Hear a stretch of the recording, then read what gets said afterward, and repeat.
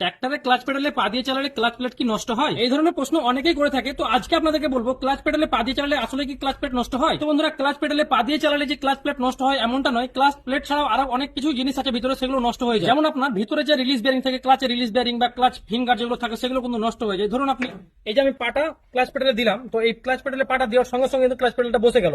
প্রায় যতটা গ্যাপ ছিল বা ফলস ছিল ততটাই কিন্তু বসে গেল। তো বসে গেল তার মানে কি রিলিজ বেয়ারিং যেটা আছে সেটা কিন্তু ফিঙ্গারের সাথে সেটে গেল। তো আমি যতক্ষণ গাড়িটা স্টার্টে রাখবো বা যতক্ষণ গাড়িটা স্টার্টে থাকবে ততক্ষণই কিন্তু রিলিজ বেয়ারিং বা ফিঙ্গারটা দুটোর সঙ্গে কিন্তু ঘর্ষণ হতে থাকবে।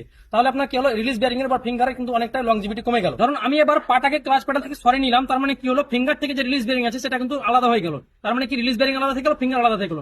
এতে কি হবে, এতে আপনার রিলিজ বেয়ারিং এর ফিঙ্গারের দুটোর কিন্তু অনেকটাই লংজিভিটি বেড়ে যাবে। অথবা আপনি প্রয়োজন ছাড়াই ক্লাচ পেডালে পাটাকে রাখবেন না, যখনই আপনার দরকার পড়বে তখনই আপনি ক্লাচ পেডালের উপরে পাটাকে দিবেন। তাতে আপনার ক্লাচ প্লেটের ফিঙ্গার, রিলিজ বেয়ারিং সমস্ত কিছু লংজিভিটি বেড়ে যাবে। তো আশা করছি আপনারা সকলেই বুঝতে পেরে গেছেন। যদি ভিডিওটা শিক্ষানো হয়ে থাকে তাহলে সকল ট্র্যাক্টর শেয়ার করে দিবেন। আর আপনাদের কোনো মন্তব্য থাকলে অবশ্যই কমেন্ট সেকশনে